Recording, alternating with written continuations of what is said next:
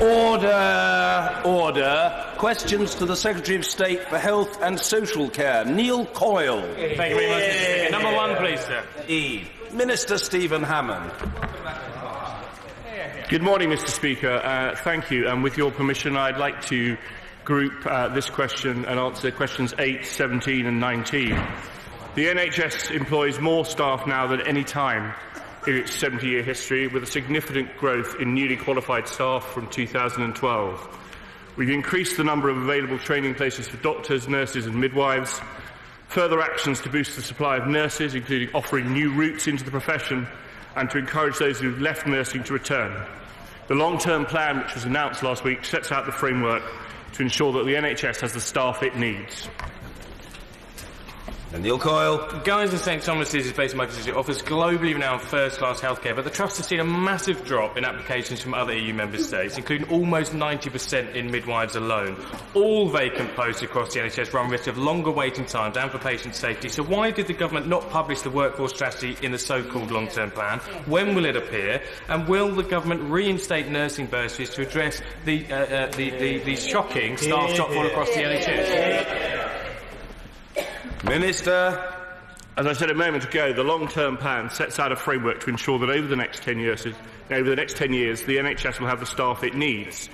To ensure that that detailed plan that the honourable gentleman wants, my right honourable friend, the Secretary of State, has commissioned Baroness Harding to lead a rapid and inclusive programme of work to set out a detailed workforce implementation plan, which will be published in the spring.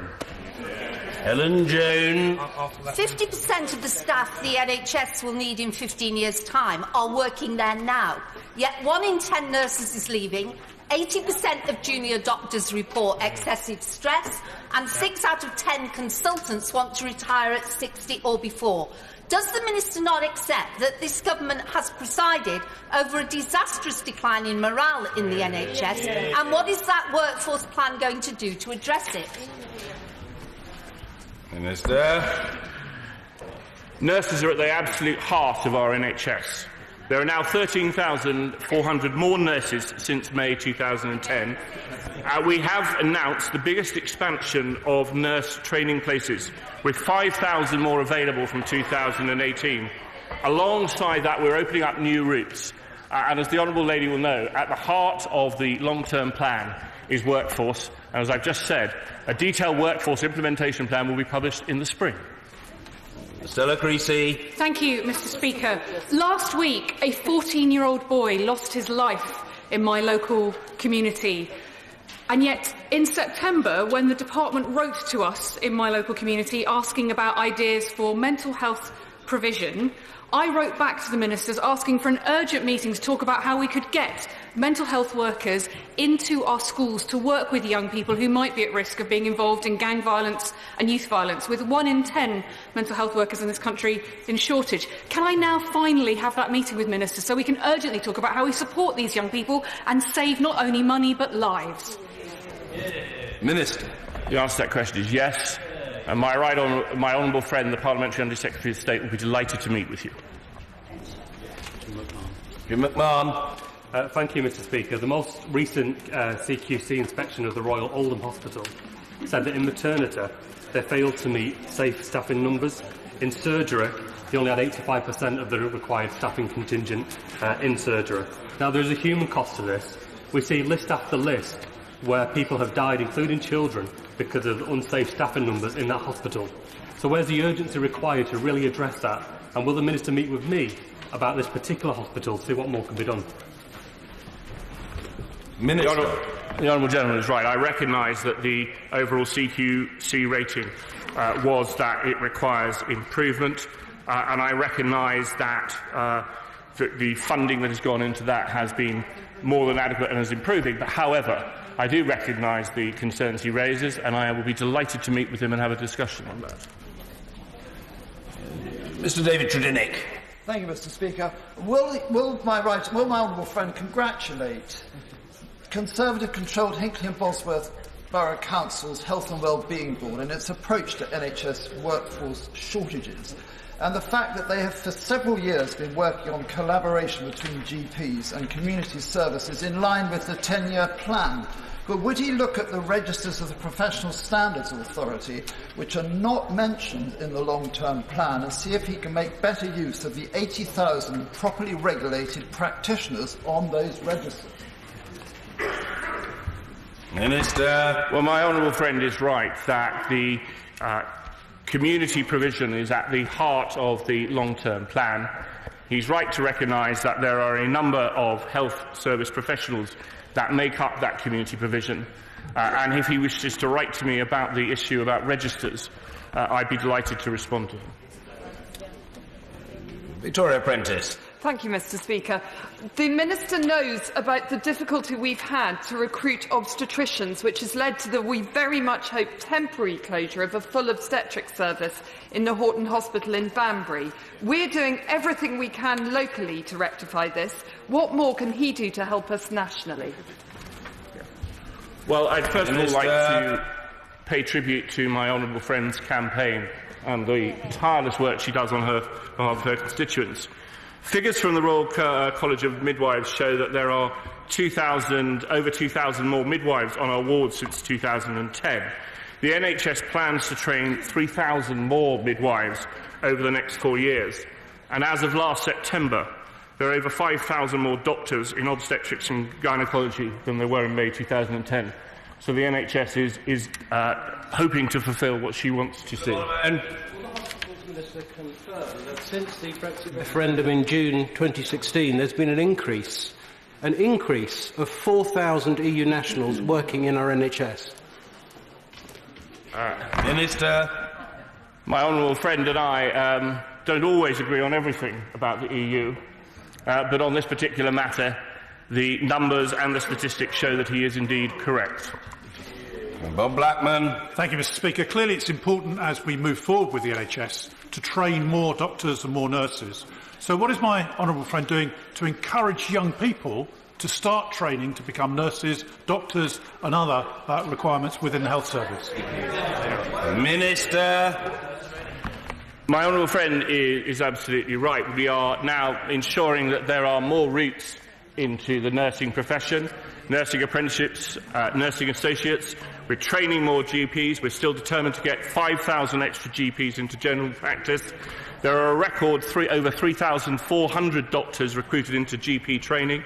And as part of the long-term plan, newly qualified doctors and nurses entering general practice will be offered a 2-year fellowship to support them to stay in general practice. Justin Matters. Thank you, Mr. Speaker. The long-term plan admits that staffing shortfalls are, and I quote, unsustainable. Yet, incredibly, there is no mention anywhere in the document of the damage done by the abolition of the nurse bursary. What is in there is an ambition to double the number of volunteers within 3 years. And whilst we should rightly celebrate the fantastic contribution made by volunteers, isn't it absolutely damning, with a record 100,000 vacancies in the NHS, that the main plank of the government's strategy to tackle the workforce crisis is to rely on volunteers?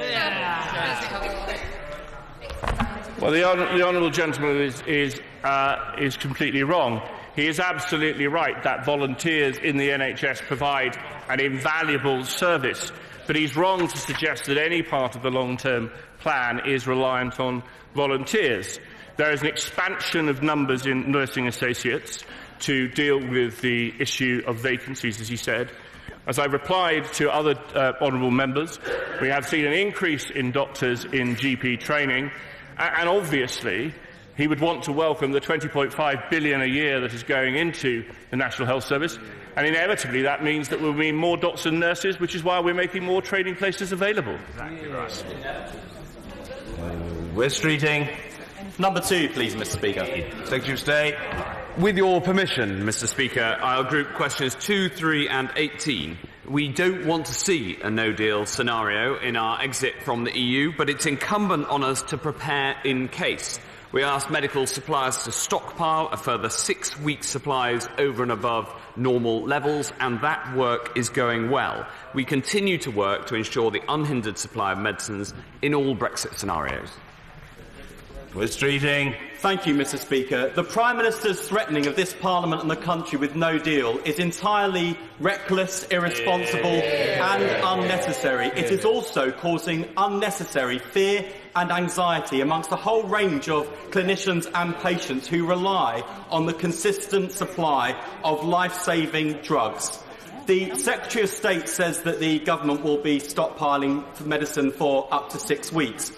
Will he do the right thing and commission an independent assessment of the government's plan so that patients can be assured? And better still, will he actually go back to the Cabinet and say that no responsible Health Secretary would allow no deal to take place, no responsible Prime Minister would allow no deal to take place, and this House will not allow no deal to take place? Secretary of State. Well, it's incumbent on me as Health Secretary and on my team to ensure that we prepare for all potential scenarios. Of course, because the overwhelming vote of the House in favour of the withdrawal bill, no deal is the law of the land unless this House does anything else. And the best thing, if he's so worried, Mr. Speaker, the best thing that the honourable gentleman and all of his friends can do is vote for the deal tonight. Ian Murray.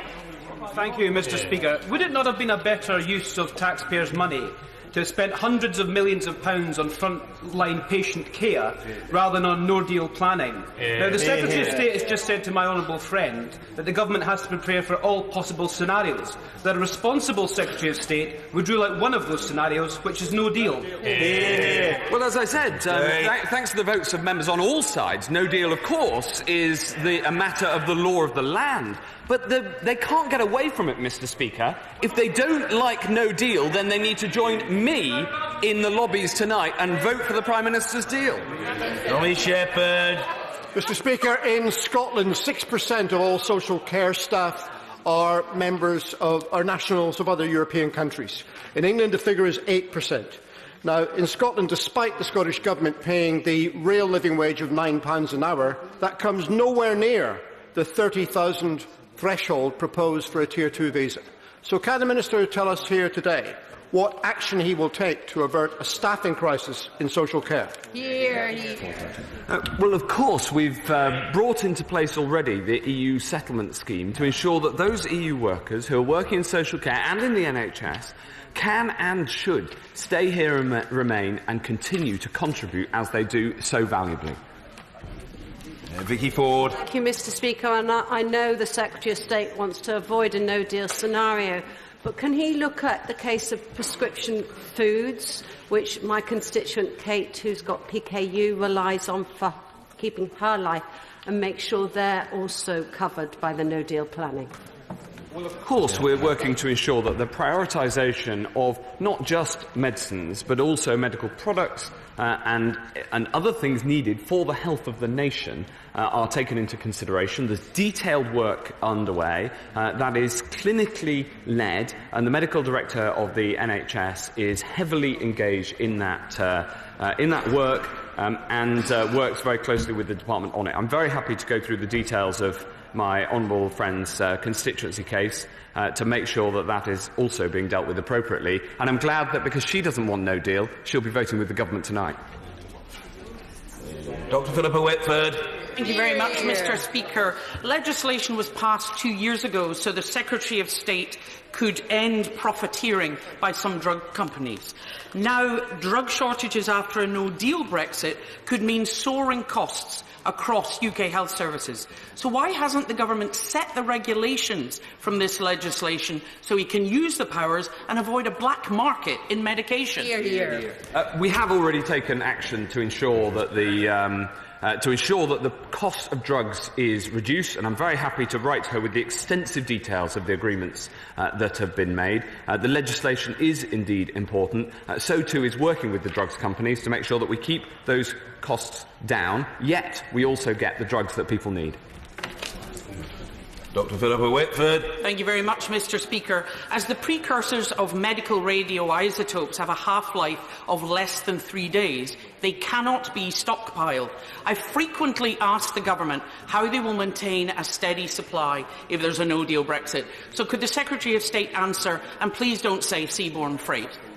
No, absolutely. We have ensured that there will be aircraft available and air freight to make sure that we can get those isotopes that have a short shelf life and can't be stockpiled, to make sure that there's the unhindered supply. But I make the following point, and I make it to the honourable lady and to her colleagues with an open mind and in a spirit of collaboration, that if she's worried about no deal, which she seems to be, then she and her party should support the government tonight. Jonathan Ashworth. Grateful, Mr. Speaker. Mr. Speaker, the Secretary of State boasts of being the world's biggest buyer of fridges to stockpile medicines, but if sterling drops because of the government's mishandling of Brexit, the parallel trade in medicines could mean the stockpiles rapidly depleting as medicines are quickly exported back into the EU. Will he now impose restrictions? Will he suspend the necessary export licences that he is responsible for? Otherwise, he risks his fridges standing empty. Well, of course, we do have those legislative tools at our disposal and the powers that he describes, and we know that. Nevertheless, the stockpiling at the moment is going according to plan and going well. The pharmaceutical industry has responded very well with great responsibility. But I say this rather like a broken record. Yeah. And it's important that I say it again and again and again, because there is one route open to this House to avoid no deal that people on that side purport to be worried about. And they can't complain about no deal unless they're prepared to do something about no deal, and to do something about no deal, they need to vote for the government tonight. Ashworth. Your own MPs. If he has got those powers, he should be taking those powers now. This is going to be the biggest disruption to patient safety we have ever seen. He is also proposing emergency legislation that means patients might not get access to the medicines their GPs have prescribed. Can he tell us, will an insulin patient be able to get their pharmacy within a day, their prescription within a day of presenting at a pharmacy? And why won't he do the responsible thing? He's the Secretary of State for Health. Why won't he rule out a no deal that's going to do so much damage to the NHS and patients? Well, because of the votes of most of us in this House, including the honourable gentleman, no deal, of course, is the law of the land unless this House passes something else. And so, the honourable member is a reasonable man. He's a mentor of the old Blairite moderate wing of the party. He's absolutely a centrist. I don't believe that privately he believes in the hard left guff that comes from others on his front bench. He is a very sensible man, and I like him an awful lot. And therefore, why doesn't he, after this session and before 7 o'clock tonight, why doesn't he take a look in the mirror? Why doesn't he take a look at in the mirror and ask himself, in the national interest, is it best to vote for the deal to avoid no deal, or is it best to play politics with the vote and the national interest? Order. Let me just very gently say to the Secretary of State, whose charm is renowned in all parts of the House, that his likes and dislikes are a matter of immense fascination to colleagues, including the Chair. But what is of greater interest is his brevity. Ian Murray? Yes. No. Toby Perkins? Yeah. Number 4, Mr. Speaker. Minister Caroline Diamond. Thank you, Mr. Speaker. Diagnosing fibromyalgia can be difficult because there is no specific diagnostic test and symptoms can vary. A range of support does exist to help GPs. There's an e-learning course developed by the Royal College of GPs and Versus Arthritis, and a medical guide on diagnosis and treatment developed by the Fibromyalgia Association UK. Perkins. Grateful to the Minister for that answer. I've just hot-footed it up here from Westminster Hall, where an excellent debate on fibromyalgia has taken place this morning. We heard a huge amount of evidence of people who suffer with fibromyalgia who've been waiting over a year to be diagnosed, had received treatments that were relevant to their actual condition. So clearly it's not working at the moment. What more can the Minister tell us about the investment in research to actually improve diagnosis and try and get better outcomes for fibromyalgia sufferers? No. Thank you, Mr. Speaker. I feel that my colleague, Secretary of State, has kind of set the bar for compliments to members of the across the House this morning, and on that basis, I'd like to congratulate the honourable gentleman on his Westminster Hall debate this morning, which raises a really key issue. The Department's National Institute for Health Research welcomes funding applications for research into any aspect of human health, including fibromyalgia. Their support for that research over the last 5 years includes £1.8 million funding for research projects and £0.6 million funding for clinical trials through the Clinical Research Network. Oh, dear. Eddie Hughes. Thank you. I thought that was directed at me. Thank you, Mr. Speaker. Will the Minister endorse the excellent work done by Sue Worrell and her team at Walsall Fibro and ME Link, whose monthly meetings seek to tackle the isolation frequently associated with these conditions? Minister. Thank you, Mr. Speaker. I absolutely do warmly welcome the organisation my honourable friend mentions. There are some outstanding voluntary community-led organisations up and down the country who provide invaluable support for people who do suffer from this condition, because we do know that symptoms can vary, it can be incredibly distressing, and that support offers enormous value. Thank you, Mr. Speaker. The effectiveness of primary care in this and many other areas is undermined for the most vulnerable and poorest communities by this government's insistence on putting out GP contracts for competitive tender, even when there is no competition to serve these poorer communities. So the Watson review of GP partnerships was published today. Will she commit to reviewing the requirement for competitive tender for GP partnerships? Thank you, Mr. Speaker. We do, of course, support the recommendations that have been part of that review. We have announced massive investment in primary and community services, and spend on these services will grow as the NHS budget grows. Ronnie Cowan. Question 5, Mr. Speaker. Minister Steve Bryan. Thank you, Mr. Speaker. With permission, I'll answer questions 5 and 13 together. The government acted swiftly to change the law to allow cannabis-based products to be prescribed for those patients who might benefit. This was with advice from the Chief Medical Officer and the Advisory Council on the Misuse of Drugs. NHS England and the CMO have written to clinicians in England highlighting interim clinical guidance available. Ronnie Cowan. When the government announced it was prepared to allow medical cannabis under prescription, it was a decision welcomed by many people throughout the United Kingdom who suffer from a range of conditions. But the process that has been adopted has failed to deliver. When will the government take steps to facilitate general practitioners to prescribe and pharmacists to provide the appropriate, effective forms of medical cannabis? Minister. So, Mr. Speaker, we commissioned NICE to produce further guidance that will be out by October this year. I think doctors are absolutely right to be cautious when the evidence base remains limited, and further research in this area is absolutely vital, and the change to the law will facilitate this. NIHR has called for research proposals to enhance our knowledge in the area, and I think that's absolutely right. Alistair Carmichael. Where is the fella? Well, I hope he's not in Orkney and Shetland. That would be a pity. Never mind, I'm sure we'll see him ere long. Mr. William Bragg. Thank you very much. With your permission, and briefly, Mr. Speaker, could I group questions 6, 15 and 23? In September, we announced £145 million to upgrade NHS facilities for winter, and last month £1 billion as part of the NHS long-term plan. Future capital spending decisions will be for the spending review. I'm extraordinarily grateful to the Secretary of State. It is not with question 23, but with question 22. But apart from that, he was all right. Well done. William Bragg. I'm grateful to my right honourable friend for his answer. He'll know the importance of stepping into a hospital to my constituents. Will he work with me and others to ensure that the hospital can secure additional capital investment to expand accident and emergency, improve outpatient facilities and provide additional car parking?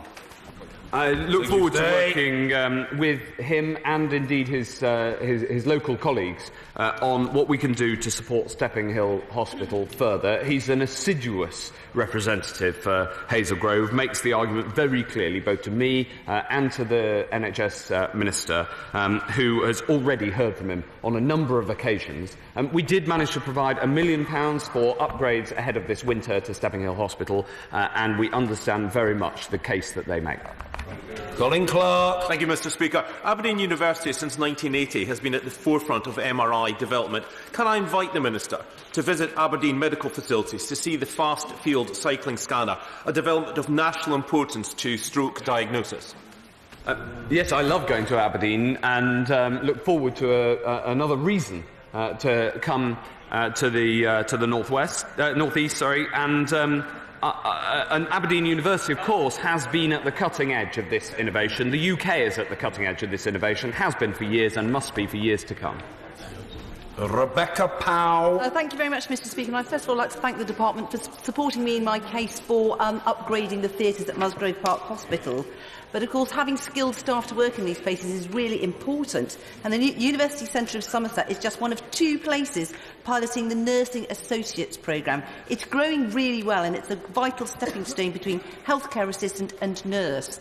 I wonder if the Secretary of State would join with me in congratulating the college on how well the programme's going, but also meet with me to discuss the option of a degree course.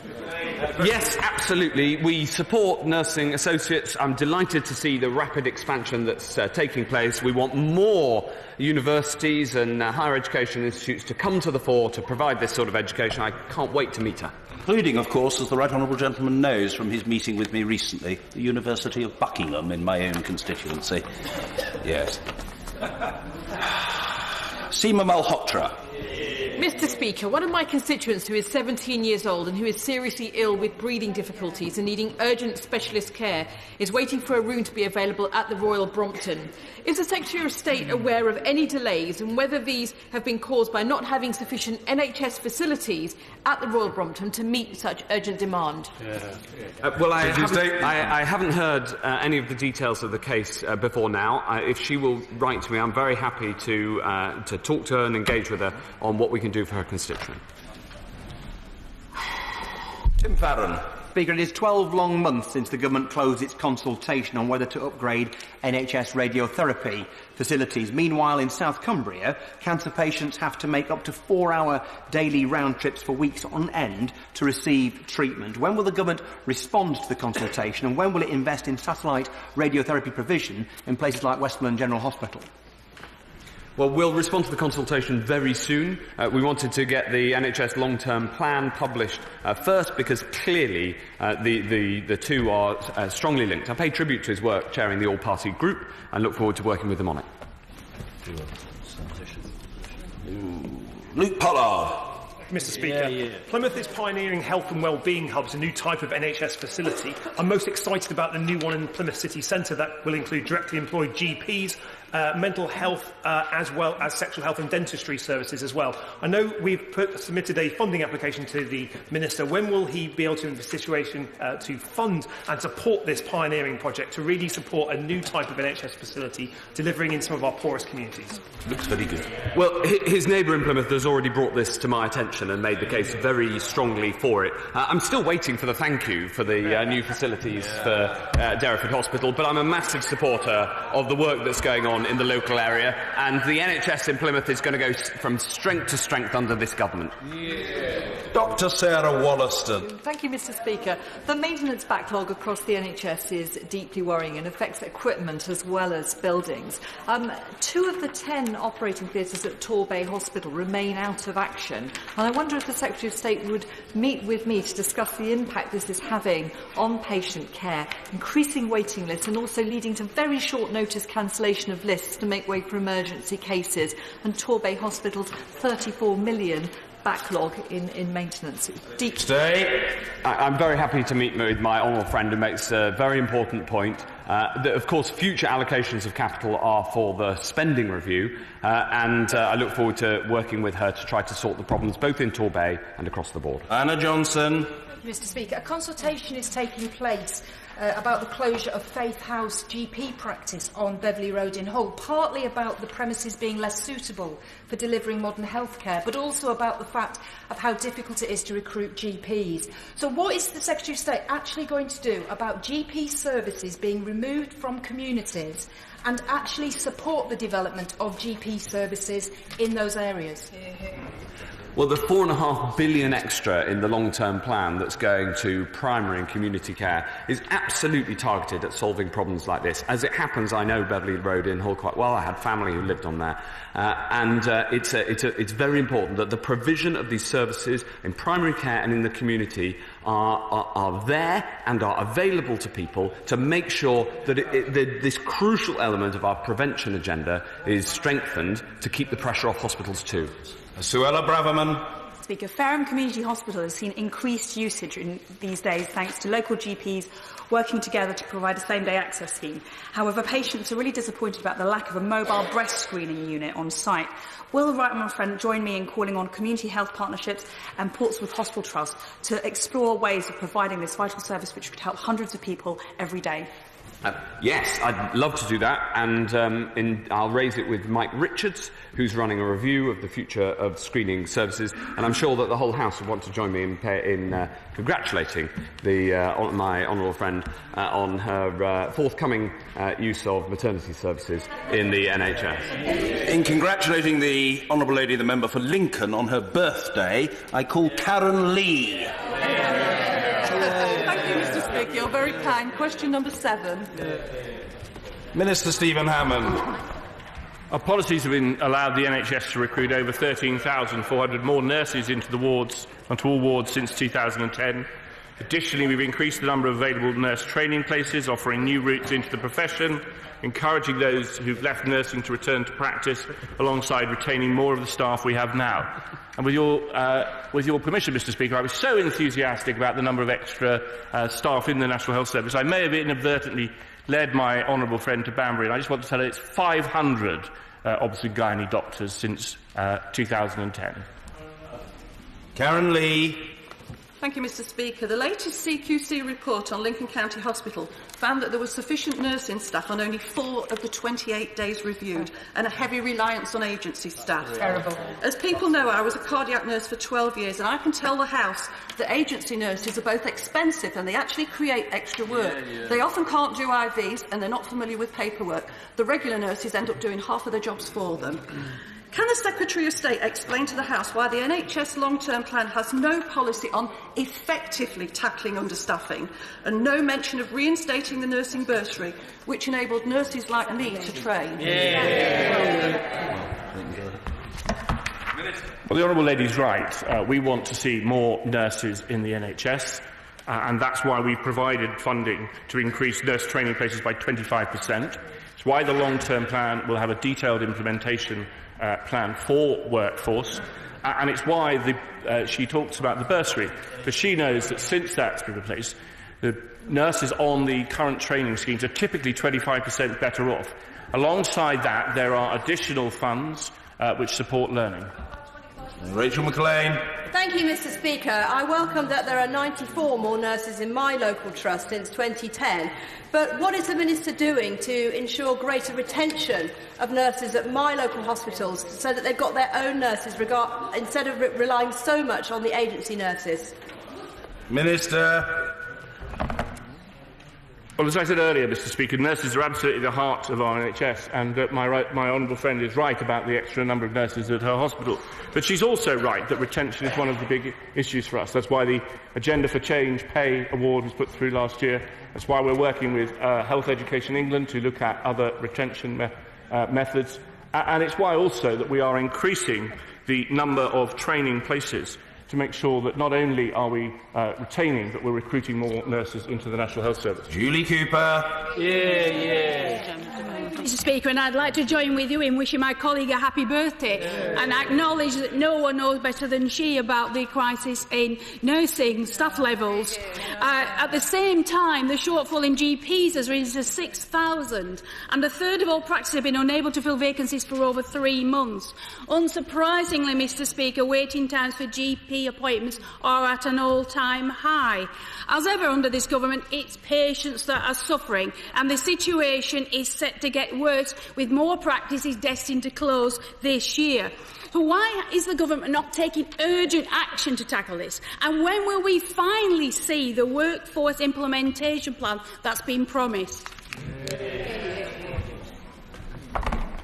The Honourable Lady asked about GPs. There are, of course, as she would want to acknowledge, a record number of doctors recruited into GP training. We are determined to deliver an extra 5,000 doctors into general practice. The NHSE and Health Education England have also a number of schemes in place to recruit more GPs to boost retention. There's the GP retention scheme, the GP retention fund. And she will know that, of course, that the workforce implementation plan, as I've said it twice already this morning, which is part of the long-term plan, will be published in the spring. Andrew Selous. Number 9, Mr Speaker. Indeed. Minister Steve Brine. Thank you, sir.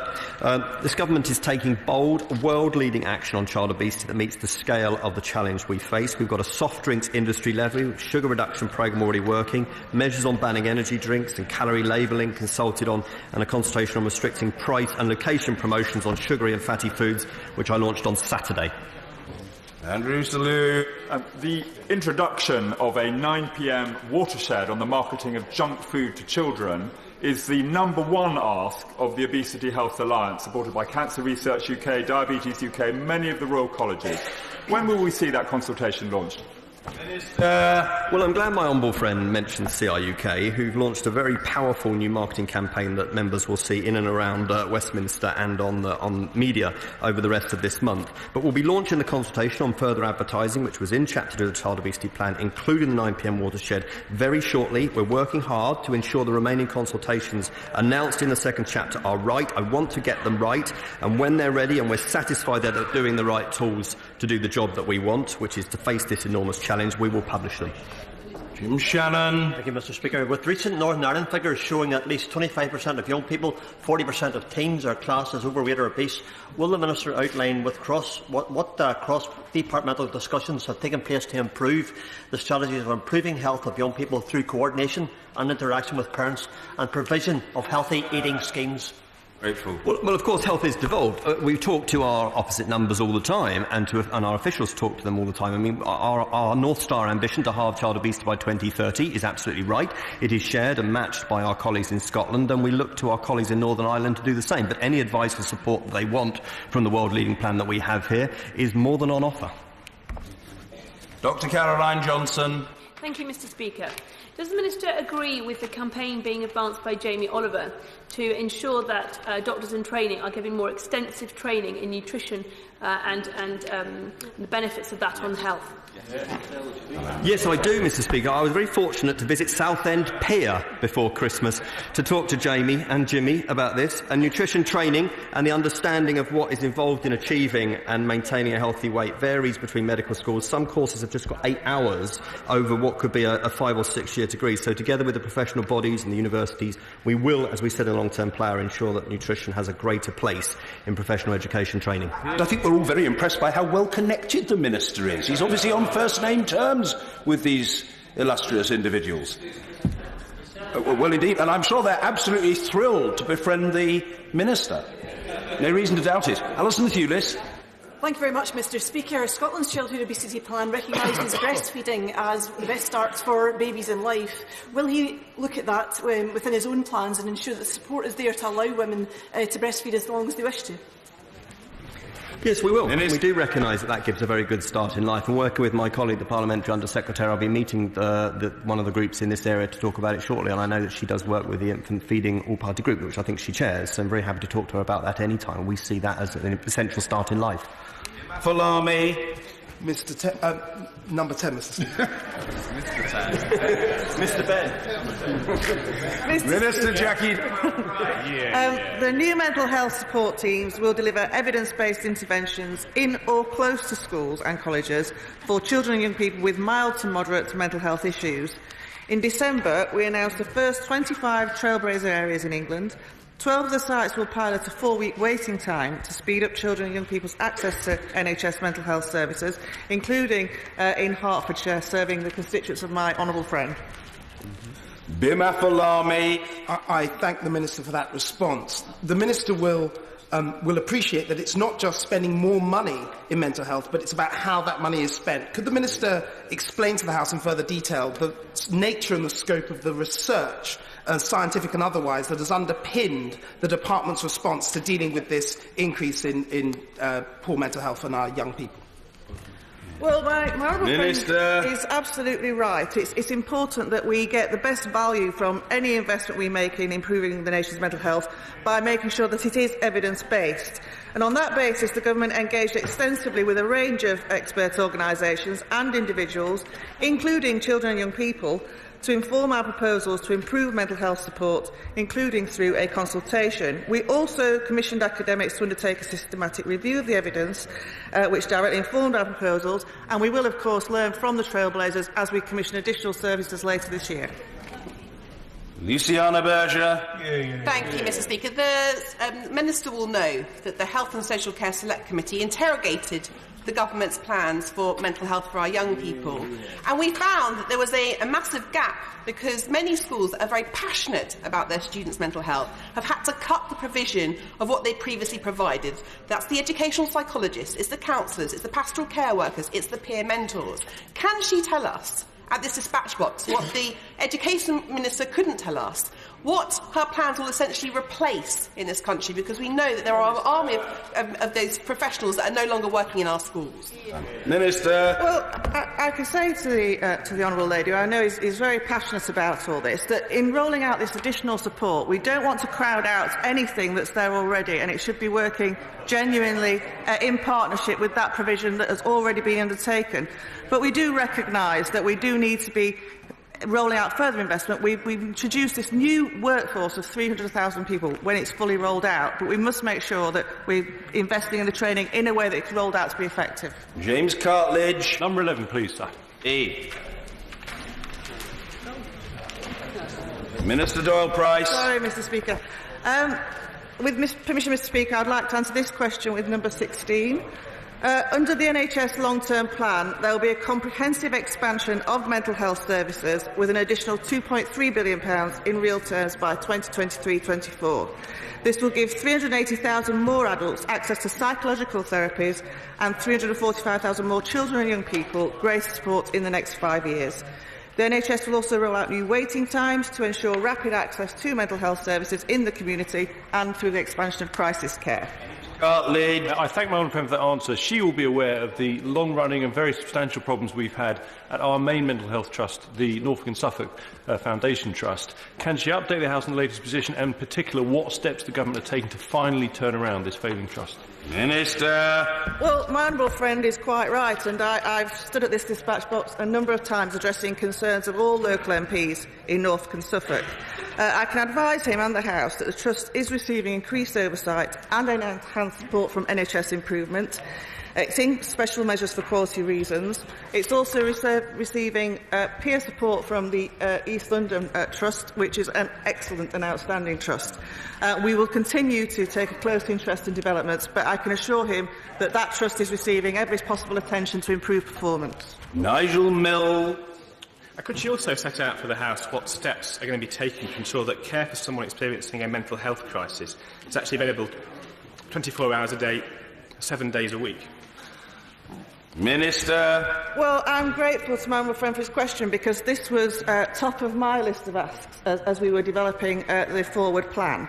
And I can say that the NHS has reiterated its commitment that a 24 hours, 7 days a week community-based mental health crisis response for all adults is in place across England by 2020-21.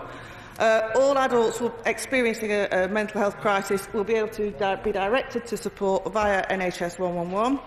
And this is based on best practice as shown by Cambridgeshire and Peterborough NHS Trust. So I'm grateful for my honourable friend's interest in this, and I can assure him that NHS England, all commissioners and myself are really very much on it. Dr. Paul Williams. Thank you, Mr. Speaker. Half of all women who experience depression or anxiety in the perinatal period say that their problem wasn't asked about by health services. There are some genuinely positive things to say in the NHS long-term plan about specialist services, but what's the point in having services if half of the people with a problem don't have that diagnosed? What are we going to do about that? Well, the honourable gentleman has quizzed me about this a number of times, and I know he cares very deeply about it. And one of the issues that he specifically raised with me is the awareness of GPs and the involvement that they have in diagnosing when there's a problem. Obviously, we do take that forward as part of the GP contract. But I can also advise him that there is a significant expansion in perinatal services, and we are very confident that we'll be achieving the national trajectory of 2,000 more women accessing specialist care already in this year, and more than 7,000 additional women accessed care as of March 18. Paula Sheriff.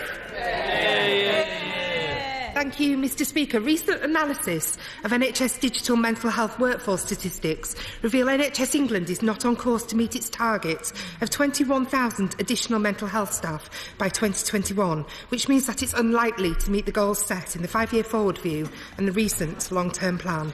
Mental health services are in real danger of further decline. So can we have an absolute guarantee from the Secretary of State that these targets will be met? And if they aren't, will he resign? Minister. Well, I have to advise the honourable lady that we are on course to meet the targets in the 5-year forward view. But she's right to raise issues about workforce, and frankly, this is something that keeps me awake at night. We are investing in a very significant expansion of mental health services, and that requires appropriate staff to deliver them. But I can also assure her that we're having very productive discussions with clinical leads in NHS England.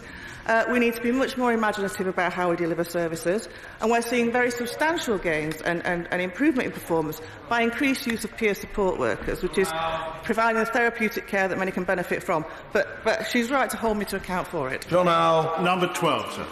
Minister Brine. So our much-mentioned new plan, Mr. Speaker, sets out the clear ambition to diagnose 3/4 of all cancers at an early stage, up from half today. John Howe. The blood cancer charity Bloodwise launched their Hear Our Voice report in Parliament last week.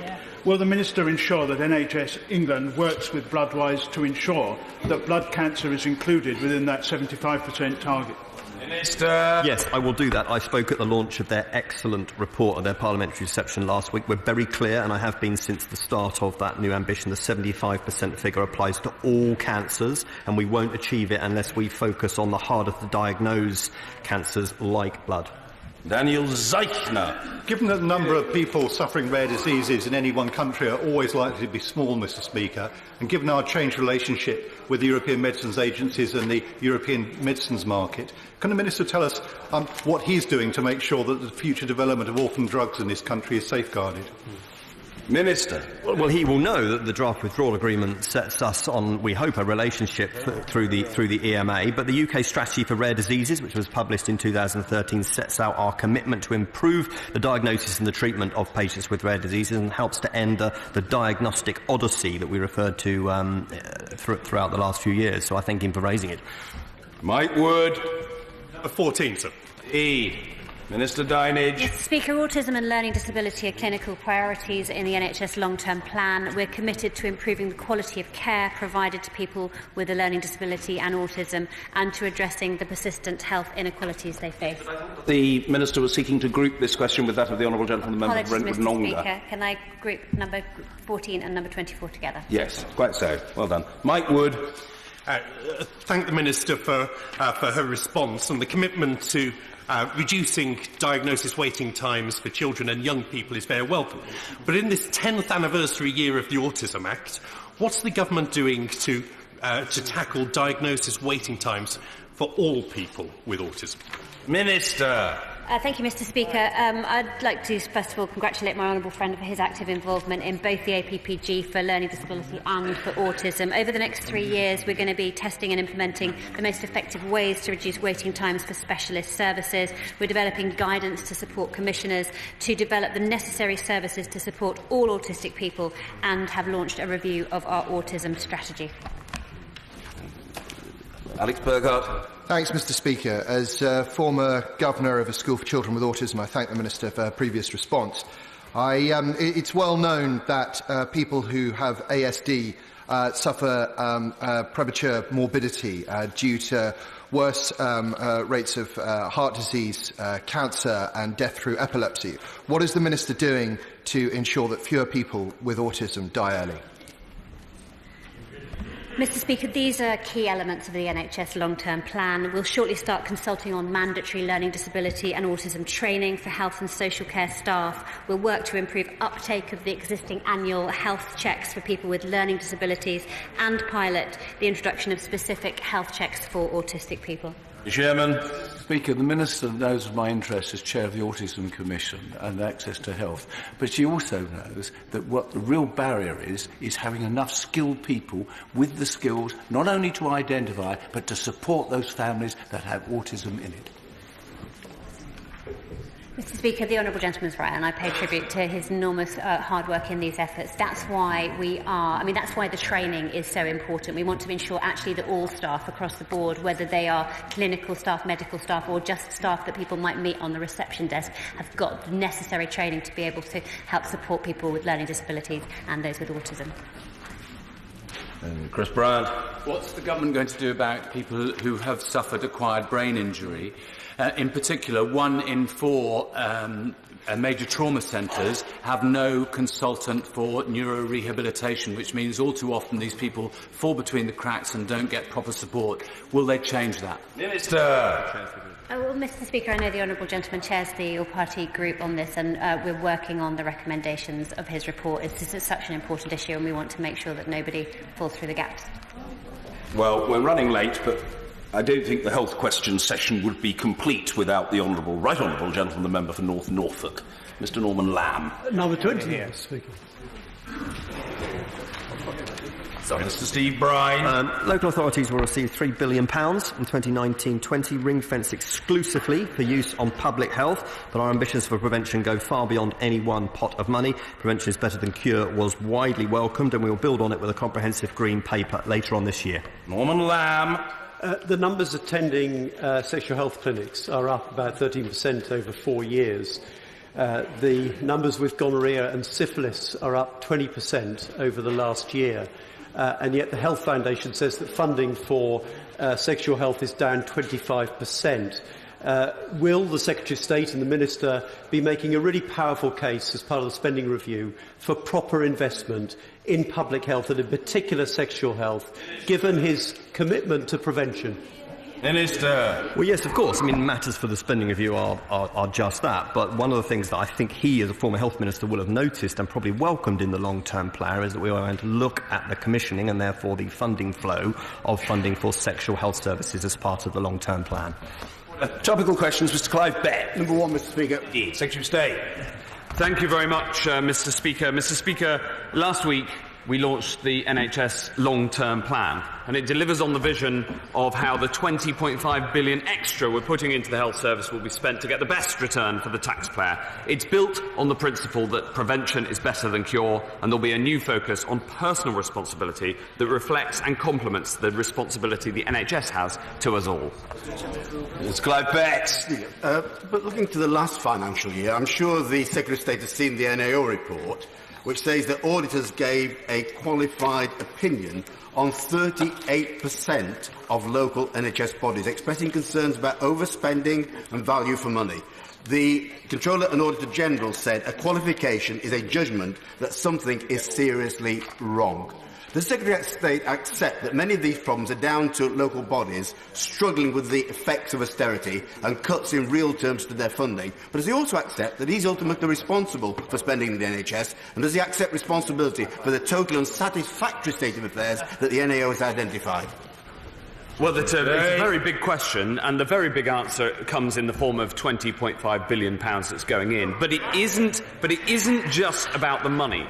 We also need to ensure that at all levels we strengthen the leadership capacity in the NHS, because the best hospitals that deliver the best services and hit the targets and are best clinically are also the ones that have the best financial results. So a strengthening of leadership, making sure the money is available as appropriate, and making sure that we deliver for patients are absolutely at the core of the long-term plan. Mr. Robert Goodwill. Before Christmas, we had the brilliant news that £40 million of capital funding had been allocated for a new state-of-the-art A&E facility at Scarborough Hospital. That will transform emergency care for my constituents. Could the Minister give me an update on similar ambitious plans for Whitby Hospital? Minister. Well, my right honourable friend is right to welcome the announcement at Scarborough. And I understand the full business case for the redevelopment of Whitby Hospital is going to the Hambledon, Richmondshire and Whitby governing body for approval on the 24th of January. I'm assured that the CCG remains supportive of the redevelopment of Whitby Hospital, and if it's helpful, I'm obviously delighted to meet him after the 24th. Barbara Keeley.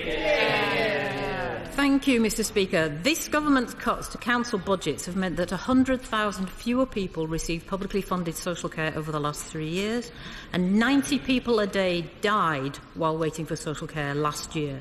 What does the Secretary of State think it says to their families that the social care green paper and a meaningful funding settlement have been delayed again?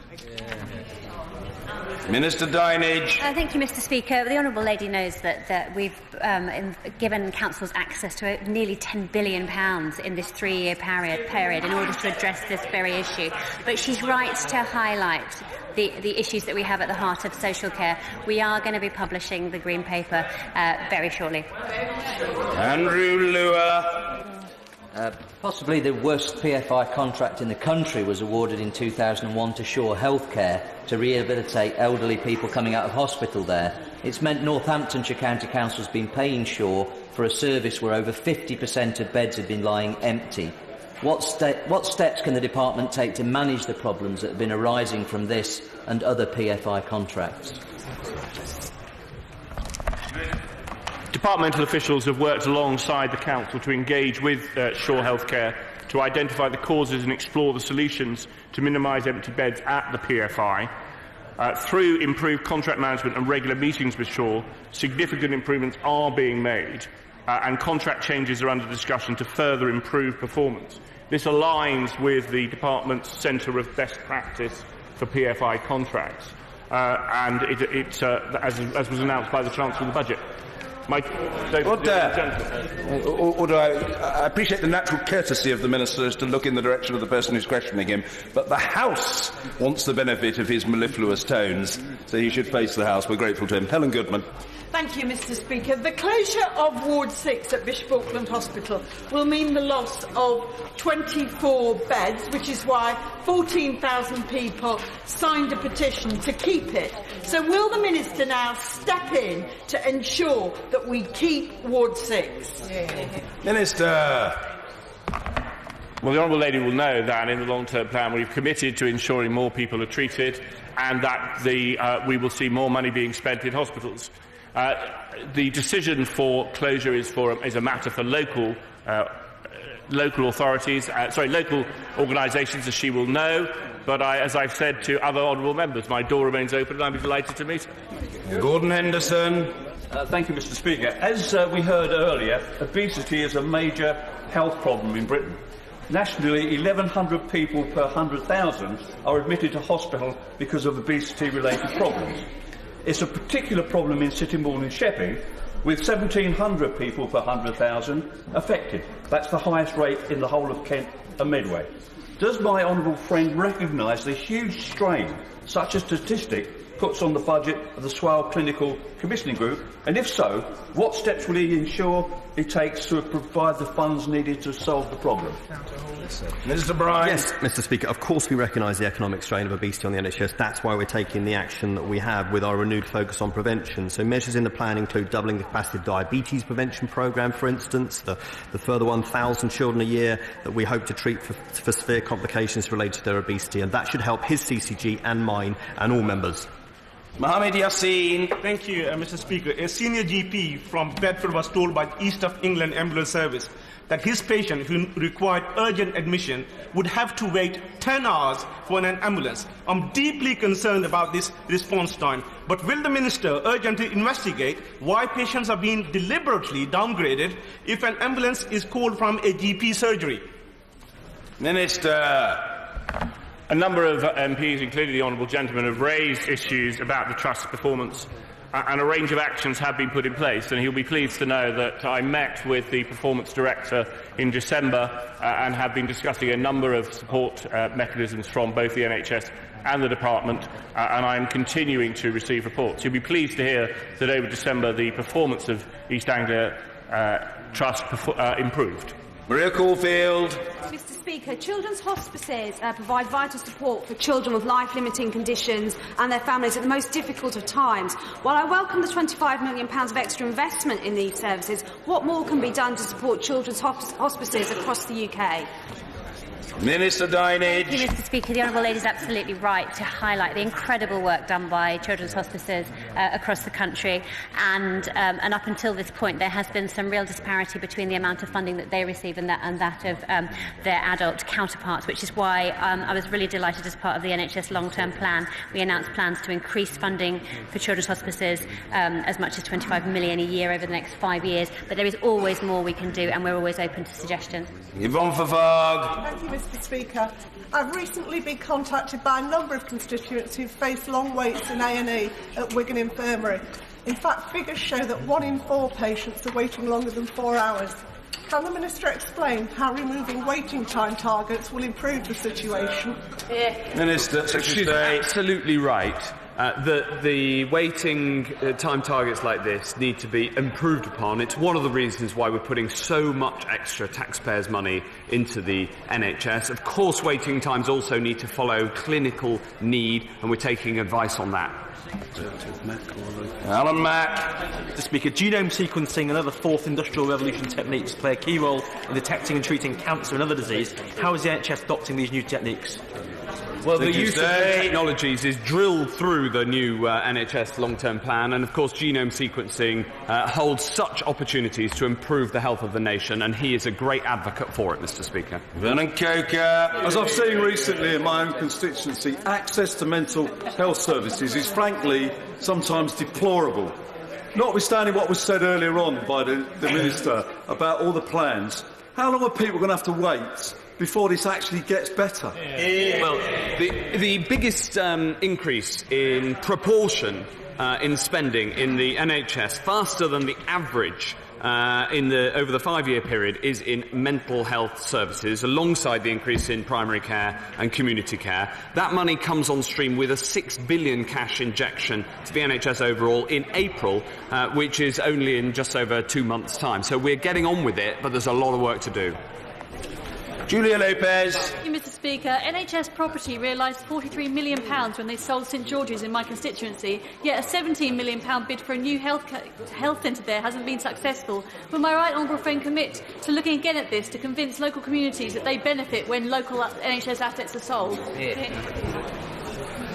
Absolutely. I look forward to working with her on it, working with local commissioners, and also working with her ahead of the spending review when the next round of the capital allocations will be set.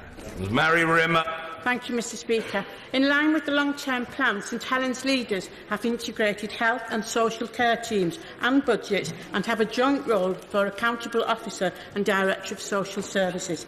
Can the Minister provide assurance that this successful place working will not be put at risk by restructures in NHSE and NHSI, and indications in the long-term plan that integrated care systems need to be formed on STP footprints? Yes, 100%. That's exactly what's in the plan. I'm delighted to have such support. This is exactly the direction that we need to go in terms of integrating care to make sure patients are served better, whoever is the ultimate funder of the service. In the case of an out-of-hospital cardiac arrest, access to a defibrillator can make the difference between life and death. And while there are tens of thousands of defibs across the UK, the majority are not known to the ambulance service. So will the Minister join me in welcoming the British Heart Foundation's efforts to map the location of all defibs so that ambulance services can direct people to their nearest heart restarter in an emergency and hopefully save more lives? Minister Bright. Yes, we will, Mr. Speaker. We work closely with partners such as the BHF to harness new technology. Ultimately, this is about using data, big data, to make sure that it's for the benefit of patients, and that is at the heart of this health service. Chris Ruane. Thank you, Mr. Speaker. Mr. Speaker, we have an excellent advocate for motor neuron disease in North Wales, one Vincent Ryan. He has drawn my attention that the social care green paper was expected before New Year, but now the Health Secretary has said it will be before April, over 2 years after it was first announced. Whenever this paper does arrive, can the Secretary of State confirm that it will address social care provision for adults of working age living with a disability as well as older people? Secretary of State. Yes, that's absolutely critical. He's quite right. Pauline Latham. What advice could the Minister give to elderly people and vulnerable people who missed out on the first wave of flu jabs? Are they still available? Yes, Mr. Speaker. Yes, Mr. Speaker. Make an appointment through your GP or your wonderful pharmacist, and it is still very much available. Dr. Rosanna Allen Khan. Thank you, Mr. Speaker. While working a night shift this weekend in A&E, I was struck by working alongside so many members of staff from our EU, Italian, Irish, Spanish. I am proud that St George's Hospital is paying for their visas post-Brexit for these vital staff. But can the Secretary of State today outline why the financial burden is falling upon NHS trusts and not on this government to retain these vital staff and improve their morale? Yes, Secretary of State. Well, I welcome what St George's is doing, and I welcome all EU people from the EU who are working in our NHS in greater number than on the day of the referendum. They're welcome here, and I look forward to them working here long into the future. Andrea Jenkins. Thank you, Mr. Speaker. Each month I hold my memory cafes for those suffering with memory loss, dementia and Alzheimer's, their carers and family and friends. What support is the government providing for those suffering with such memory loss conditions? Mr. Speaker, we remain absolutely committed to delivering the challenge on Dementia 2020, and we're absolutely committed to making England the best country in the world for dementia care by 2020. As part of that, we're more than happy to do everything we can to support those sort of memory cafes of which he speaks, which is such a valuable local community resource. I was going to call Mr. Skinner, who I thought was perched a moment ago. He's perched again. In fact, he's more than perched. Dennis Skinner. Yeah. The Minister has been very fond today of talking about the long-term plan. I'm 86 years of age, and the reason I'm able to ask this question is because under Labour, is he listening? Under Labour, the money that went in was trebled from 33 billion to 100 billion, an increase of 67 billion pounds. That's why I'm still here, because I had my operation for cancer and successful. I had an operation for a bypass and it was successful. I had a hip replacement and I can still walk backwards. That's the Labour story. Just remember it. But before the Secretary of State, right, I mean, the ferocity and eloquence of the honourable gentleman are legendary, but all he's really telling us is what the Chair already knew, namely that the honourable gentleman is indestructible. Secretary of State. Well, Mr. Speaker, the honourable gentleman and I both come from Nottinghamshire mining stock, and we both support the NHS, which was first proposed from this dispatch box by a Conservative minister under a Conservative Prime Minister and has been presided over by a Conservative Secretary of State for most of its life, and I'm delighted that it was the operations, including under a Conservative-led administration, that kept the honourable member ticking, because what an adornment he is, and I look forward to voting with him this evening. Order. As I'm often moved to observe at health questions, demand tends to exceed supply, as in the health service under whichever government. But we must now move on.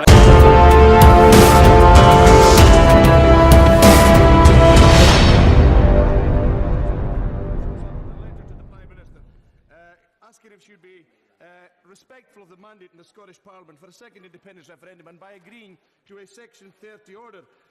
The response came about